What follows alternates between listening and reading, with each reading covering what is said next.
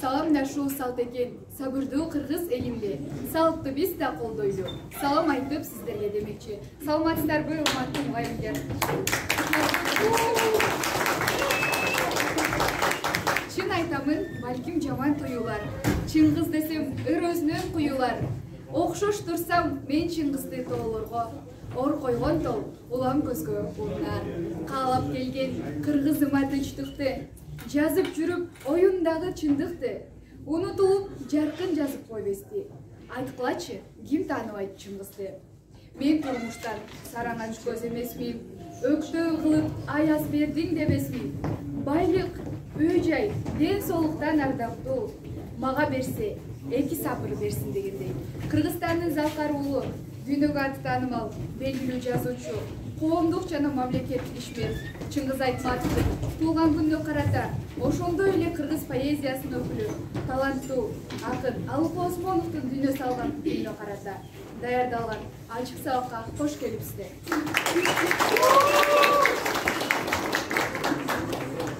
Көргөндүн көйдүн буруучу, ысык көлдүн сулуусу, көз салсаң көктө булуттун, көл жакта жатат бирүүчү демекчи. Алдыңыздарга Эдилбекова Чолпон, Маматиса кызы Акылай, Моторина Елена, Жеңишбек поэмасынан көркөм айтып беришет.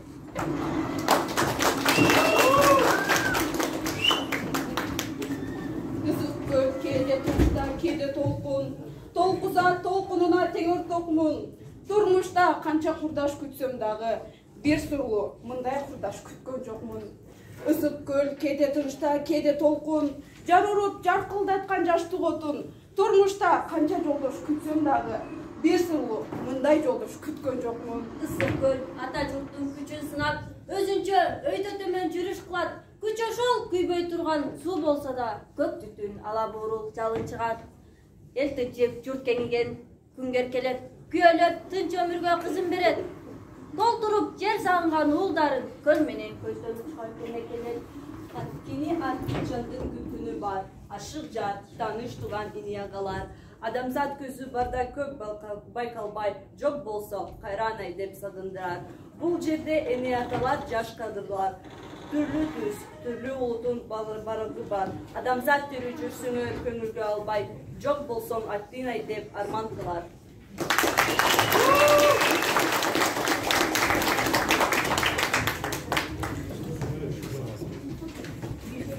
Биз турмушка аталардан кеч келип, тээ алыстан согуш отун кечпедик. Аталар төрөлө элек биз үчүн кала берди, таң калдыңдар деп сериктегендей. Качкынбеков Кубанычбек сиздерге Майсалбектин катын аткарып беришет.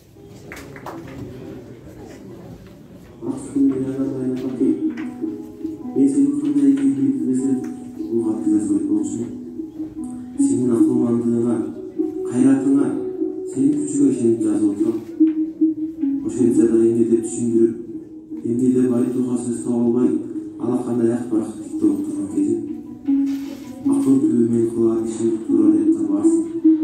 Мен аға өзіме сенгенде сенен, оба, апа, сөз үстінде тура дейсің. Ансе да, түсінсең да, жүрегің түккілінен маға деген айтылмаған сұрауы қала. Балам, қайтып өз өміріңді өзің қидың? Адамға бір ғана жолы беріп жүрген жарық дүниеменен қайтып өзің өлі қоштасып кете бердің? Мен сені емне көтеріп, емне өстіріп жоғайттым. Оға, апа, енесің, сенің бұл сұрауға тарих кейін жауап берер. Ал енді менің айтарым, соғышты біз тіле алған жоқпыз. Бұл көптің башына келген қиын іш, бүткіл адам баласынан болтағы болған зұлым, күш, біз анымен күресіп қоя албайбыз. Аны үшін қан төгіп, аны үшін жан беріп, аны қиятып жоқ қылуға міндеттіміз. Ант десек, біздің адам деген аты сөзет. Мен соғышта жүріп, ел көрсетейік деп ешқашан ойлаған емес едім. Мен өзімді ең бір жөнекөй, ең бір асыл ішке мұғалімдікке даярлап жүрмін. Заманым ушул экен, балдарды таңға таным тыңдауына құрал қармып жоокер болдым. Балым менің айыбым емес. Bir saatten кейін мен мекенім тапшырған ишке барып, қайда қайтпай, дұшманның дауылы жеріне барып, анық қиратым өзімде жоқ болды.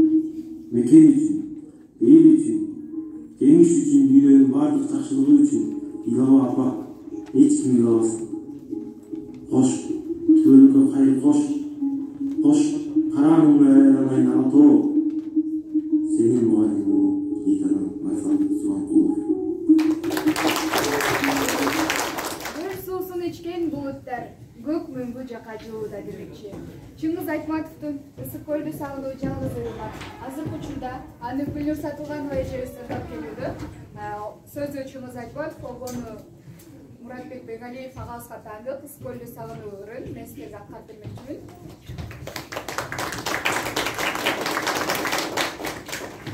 Kıyalında akkum olup uçup жүрөм göl üstünde gök asmandın mekeninde balık sımal erkin süzüm alız gitsem kosam olup sağınam salkın törün altın gölüm ısık gölüm sağındım men tolkun görgün altın gölüm ısık gölüm sağındım men tolkun görgün bayırkının babalardın sözü kaldı göl betinde balalığım esten çıkpay izim kaldı göl şetinde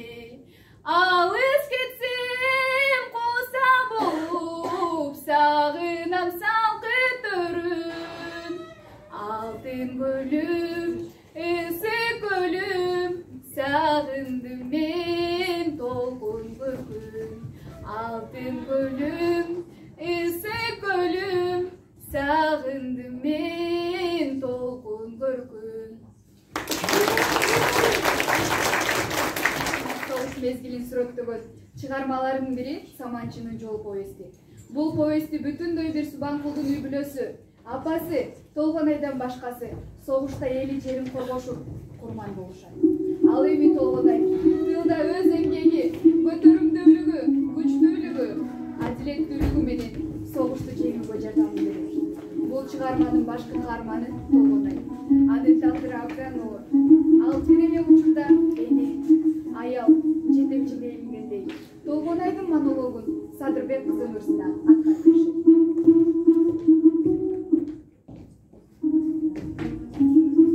Амансыңбы, куттук салам. Аманчылык, келдиңби Толгонай?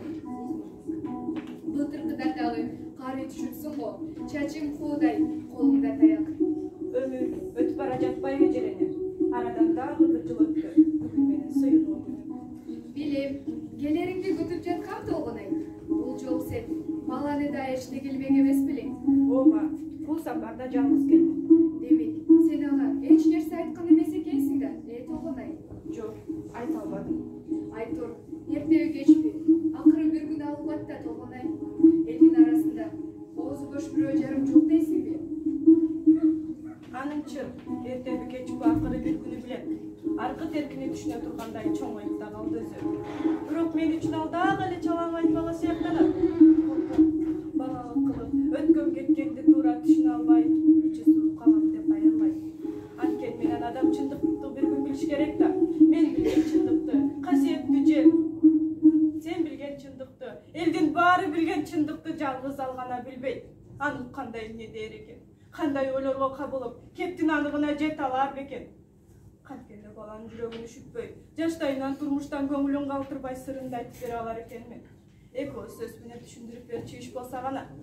Кийинки күндөрдө ойлогонум эле ушул, күнү түнү ойлоном.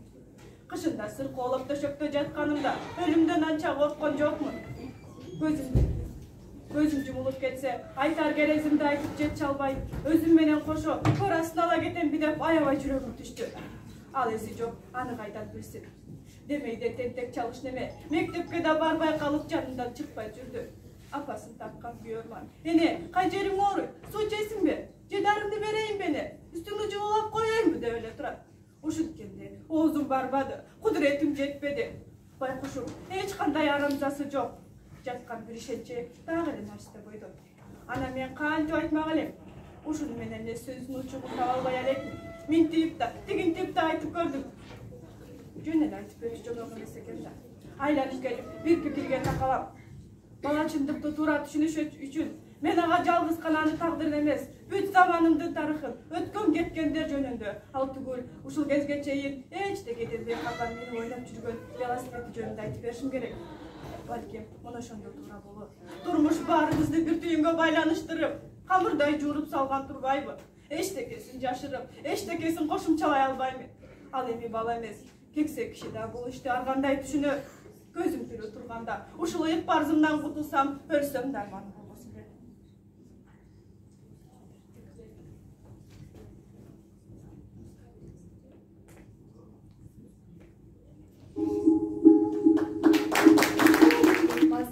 Сүйүү деген кимди гана тоорубас.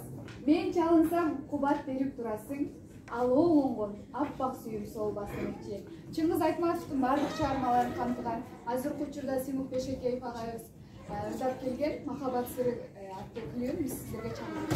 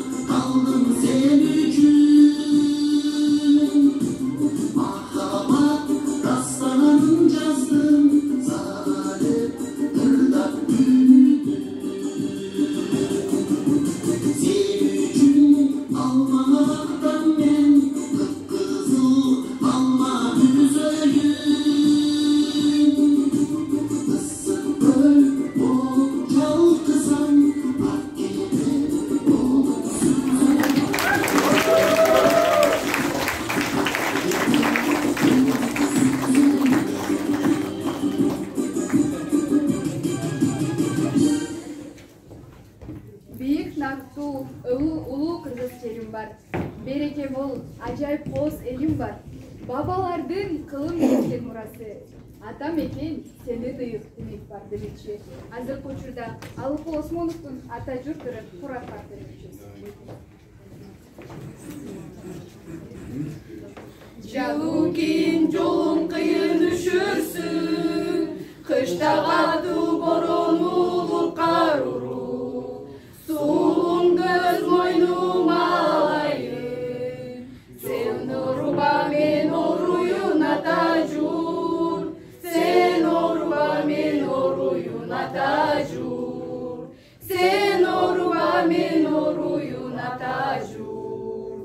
жазда башка желтимесин абайла, көпкө турбас мобул турган сур булут, бүт тартыңды өз мойнума алайын, сен оруба мен оруюн атажур, сен оруба мен оруюн атажур, сен оруба мен оруюн атажур.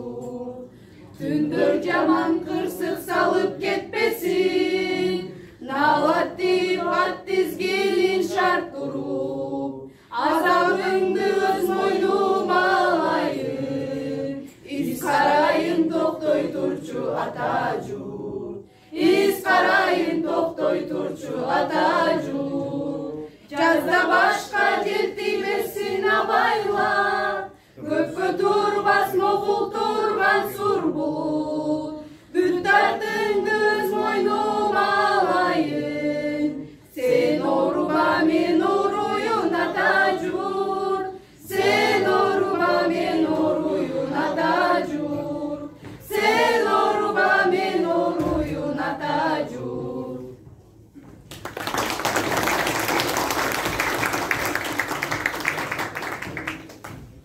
Урматтуу бүгүнкү биздин куратордук сааттын катышуучулары, бүгүнкү сабагыбыз биздин улуу залкар инсандарыбызга арналды. Бул куратордук саат менен биз эмнени айткыбыз келди? Мамлекеттик жана муниципалдык башкаруу кызматкерлери, ошондой эле дагы башка кесиптин ээлери улуу инсандарды жатка билип, окуп жүрүшү керек. Ошондой эле ар бирибиздин жүрөгүбүздө Кыргызстан, кыргызым, элим деп жүрөгүбүз соксо, биздин мамлекетибиз тез эле өнүгүү жолуна түшөт деп ишенебиз. Ошондой эле мамлекеттик жана муниципалдык кызматкерлери бир гана илимдүү, билимдүү эмес, ар тараптуу өнөрлүү болуш керек. Биз ушуну дагы көрсөтүп кетелик деп алдыңыздарга чыктык. Замандашыбыз биздин акын, журналист, замандашыбыз бирок тилекке каршы бул дүйнөдөн өтүп кеткен Зайырбек Ажыматовдун «Мен кыргызмын» деген ырын окуп берүүгө уруксаат этиңиздер. Мен кыргызмын, сатылбаган сатпаган. Мен кыргызмын, баба наркын сактаган. Мен кыргызмын, асман жерге жашташмын. Эзелкимин, келечекмин, максатмын. Кылыдагы кыйшайганын каалабайм. Кырчылдаган кыргыз деген жакшарттым. Мен кыргызмын, түгөнгөндө түтөгөн. Мен кыргызмын, жок болгондо күчөгөн. Мен кыргызмын, тарыхым бар, тилим бар. Мен кыргызмын, жөнөкөймүн, улуумун. Кылымдарга улап кетер дагы да. Кыргызмын мен, эр манаска муунмун. Кыргызмын мен, эр манаска муунмун.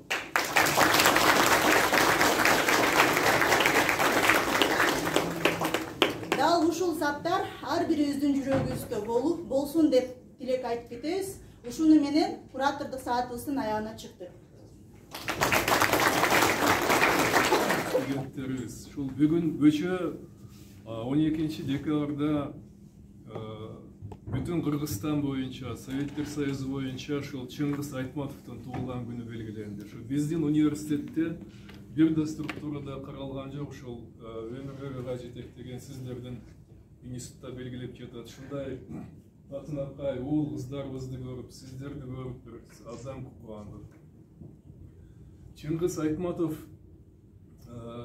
ал ушул биздин элдин жүзү, ушул намыс алып берген, адамгерчилиги, акыл эси абдан бийик деңгээлге көтөрүлгөн, кайсы жерде болсо да көргөзө турган ушул кыргыз деген мына ушундай болот.